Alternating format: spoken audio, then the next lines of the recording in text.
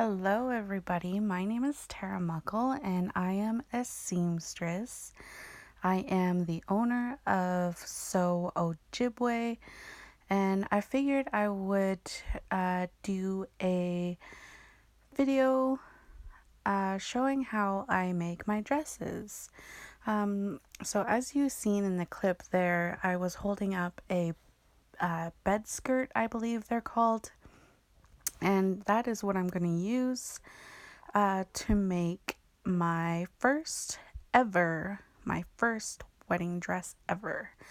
So I was just showing you in the other clip there that I was holding up a bed skirt, and then I am going to use those pieces. And right now I'm just looking through my bins of scrap fabric for a piece of fleece blanket. I forget the names. I know that there's like a Pacific blankets, and then there's another one as well. But I'm just searching through my pieces of fabric just so I can find a decent size pattern so I can use on the front of the dress. And as you can see, the white pieces there that I was originally going to use, the white pieces, I was going to do a white and black theme, but I didn't have enough of the white. So I went into my stash of old, what are these called? Stockings. And I figured, why not just use the green? And as you can see, I'm just cutting out my stockings there, and I'm kind of cutting out like the same spot in every little area there. And then I'm going to just sew everything together. As you can see, every time I like tap my fingers, I'm standing there for like 2 minutes trying to figure out what I'm going to do, how I'm going to go about doing this dress. Because this dress was actually, I didn't know what I was doing. I was just kind of winging it. I mean, I knew that I had a few pictures that I was going to try and follow, just kind of the style of the dresses that I was wanting to kind of recreate, but I also wanted to put my own spin on it. So as you can see, I'm just trying to figure out what pieces I wanted to use and just trying to figure out how I can make this work.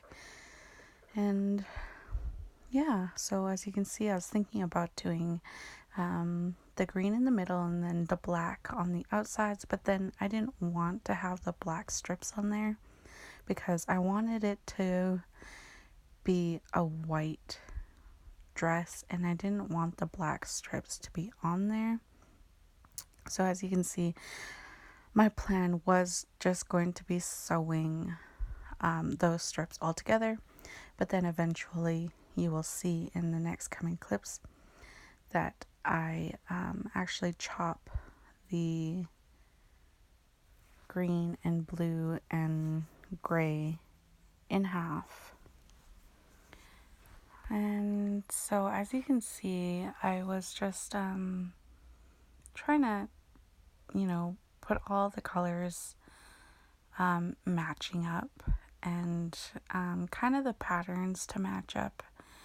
But I didn't really like the way how my middle pieces were kind of lining up because there's a circular part in the middle and they weren't adding up at all.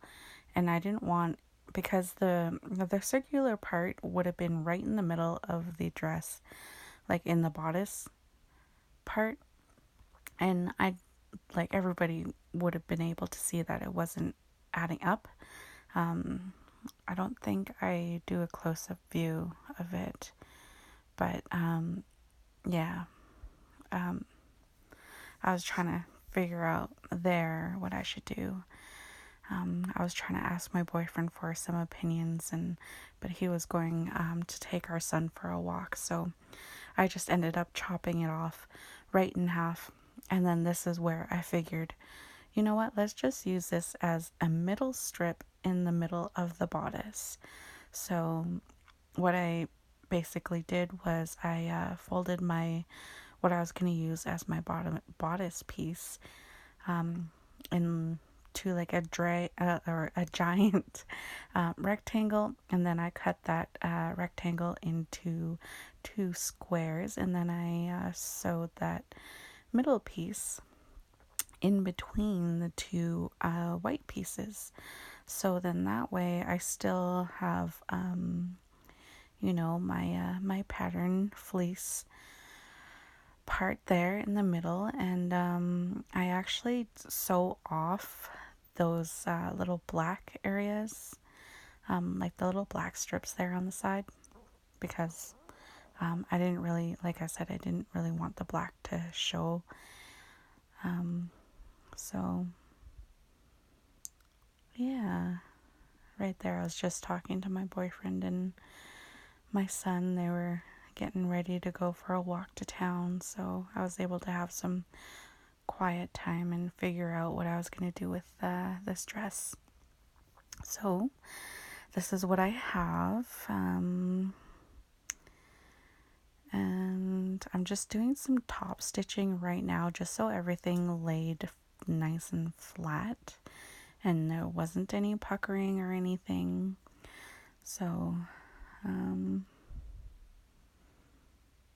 yeah, looks like I'm still talking to my boyfriend there.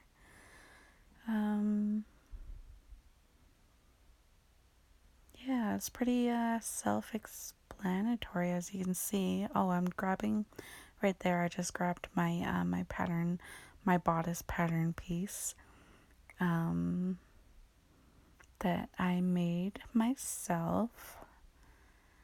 I'm just looking for something to mark my pattern with.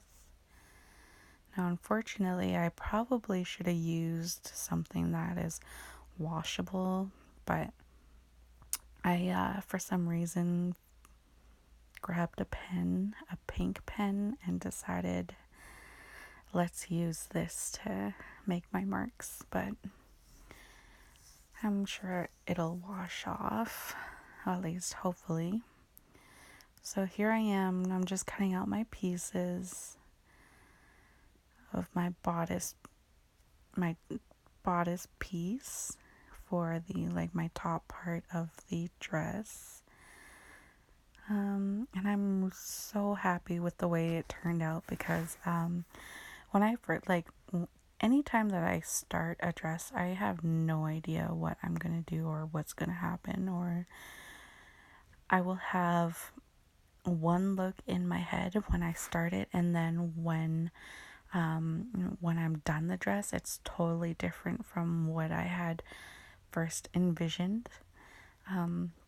So I think that's part of the reason why I like creating my own pieces, is because each dress turns out different, and I just love challenging myself, kind of upping the ante a little bit, seeing if I can make something better than the last.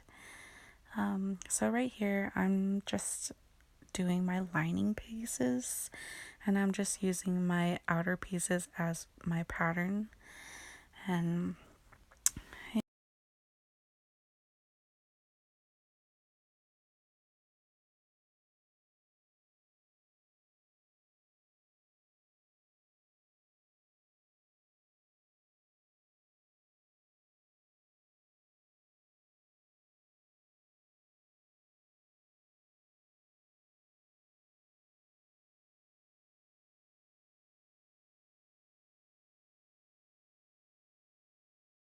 on the inner lining and the outer lining, just so it made everything more clean and more crisp, I guess. And you just want to make sure that everything is right sides facing right sides, especially when you are sewing everything together. Yeah, so right now I'm just doing my lining. making sure my right sides are facing together, and then I'm just gonna sew up those sides where I have my pins. And then I just do a zigzag stitch after the straight stitch, and then eventually, somewhere in the video, I will burn off my frayed edges with a lighter, just so there's no fraying and makes everything look clean. But I'm just gonna be pinning the outer bodice now, and I'm just gonna sew that up. And then once that's done, I'm just going to do a basic zigzag stitch. I'm going to do the tightest zigzag stitch on this part here, just so nothing comes unraveled. And then of course I will do a top stitch on top of that. I'm just cutting off that excess on the bottom that I don't need. So here I am just trying to figure out where it's laying and whatnot. So yeah, I believe, yes, right here this is where I'm doing my zigzag stitch. Sorry, I didn't know that my camera was jumping all over the place. I guess that's what you get for putting your tripod on your sewing table. But yeah, so I did my zigzag stitch, and then right here I believe is where I did my top stitching on the top bodice.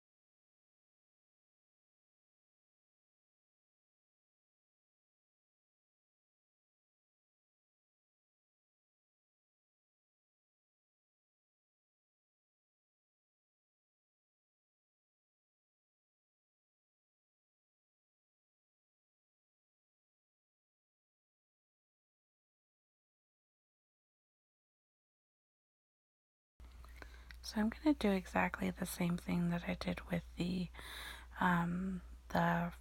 top layer of the bodice.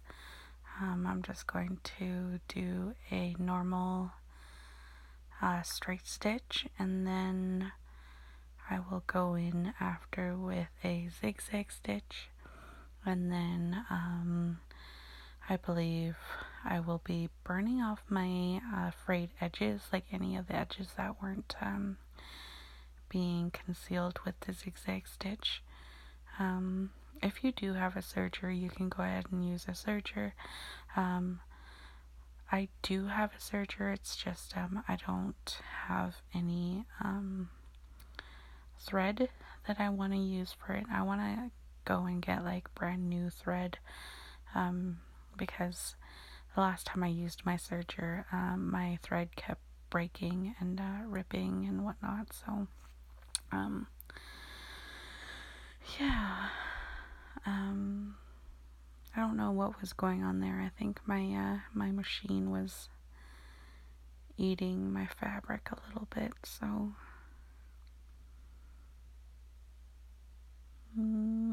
yeah, no idea where I just went. Oh, there's my lighter there. Okay. So I had just went and gotten a lighter, and I am burning off the frayed edges, and shortly here I will be showing you what I mean and the difference that it makes. It cleans up the edges so nicely. So that's what it looks like after, and I'm just gonna do the zigzag stitch on the other side, and then I will show you a before and after. So after I do the zigzag stitch, I will show you what it looks like with the frayed little edges sticking out like so. And so that's like right after I do the zigzag stitch. So I'm just going to take a lighter and just burn off those little pieces of fabric that are, sticking out. And then I'm just going to pat the fabric just so it cools down. Yeah. Not too sure where I went again. Oh, I think the boys must have gotten home. So, yeah, I think I'll be coming back with Coke in just a minute. If I knew I was going to be gone for this long, I would have totally cut this out, but at least I sped it up, right? Dang, that was gone a long time.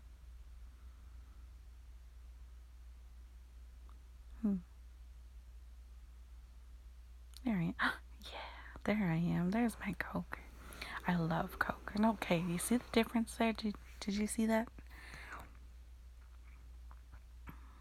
So, yeah, I'm just trying to figure out what my next step was to do here.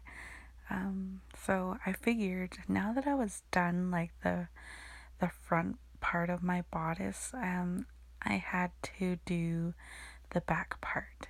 So this is where I'm going to do my the back part of my dress.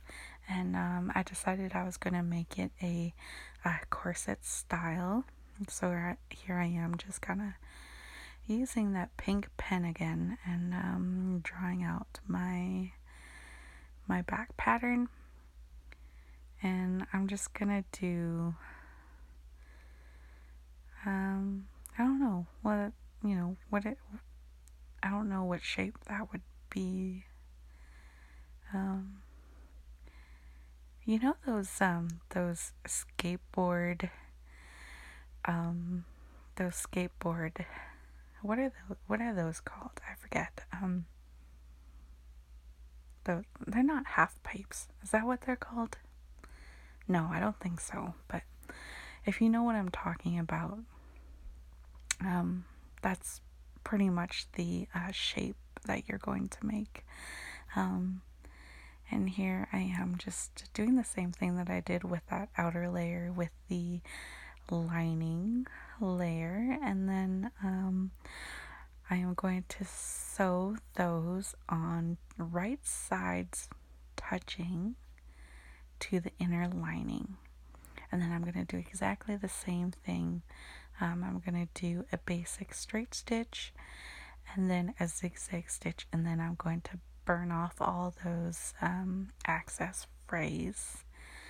And then I'm going to do the same thing as I did to the lining to the outer of the bodice, and then I'm going to join both of the pieces together. I kind of stopped recording my process after joining the two pieces together. I'm not too sure if I even recorded that. I kind of got lazy, and also my phone was dying because in all, just luckily for you guys, this is all sped up like 4 times the speed that it really is at. So as you can see, I just touched my phone there because I was getting my 10% warning or whatever. So yeah, I think I really didn't want to record anymore, so I'm pretty sure I'll most likely do another dress like this one. So if you want to see what I do next, like how I complete the dress,